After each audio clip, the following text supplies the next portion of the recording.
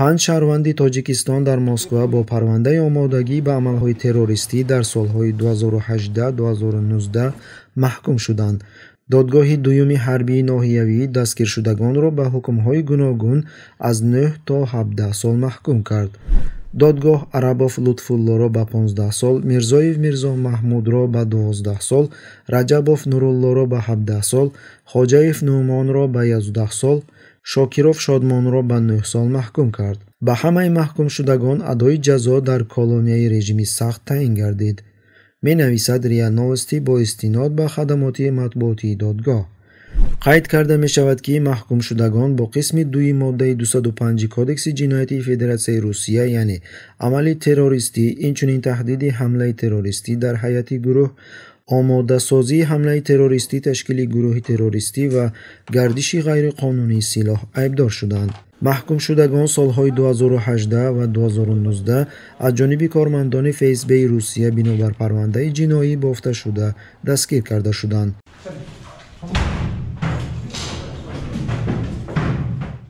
бояд қайд кард ки солҳои охир садҳо муҳоҷирони меҳнатӣ аз кишварҳои Осиёи Марказӣ дар доираи ба ном мубориза алайҳи терроризм қурбонии худсарии хадамоти махсуси Русия гардиданд.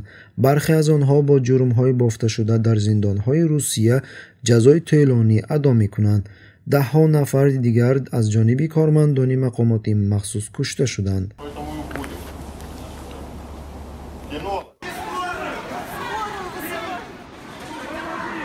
ёдрас мекунем ки соли 2017 дар доираи тафтиши таркиш дар метрои Санкт-Петербург 11 муҳоҷири меҳнатӣ гунаҳкор дониста шуда ба муҳлатҳои аз 19 сол то ҳабси абад маҳкум шуданд.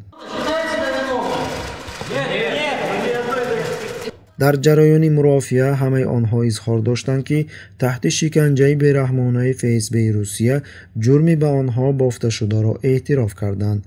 инчунин алоҳида қайд кардан лозим аст, ҳодисаи ба наздикӣ рӯйдода ки 11 майи соли равон дар қаламравии Қримӣ ғабз шуда аз тарафи Русия ҳангоми кофтукоб зодаи Ӯзбекистон Раҳимов Набӣ бераҳмона шиканҷа карда шуд.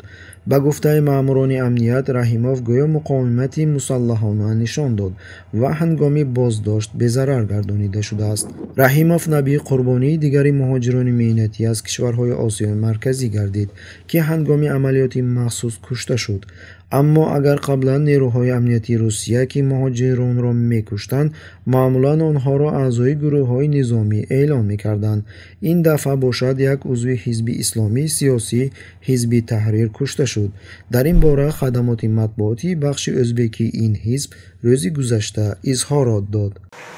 Ликвидировано 60 боевиков, задержано 144 бандита и 220 пособников. Пресечена деятельность 35 законспирированных лиц.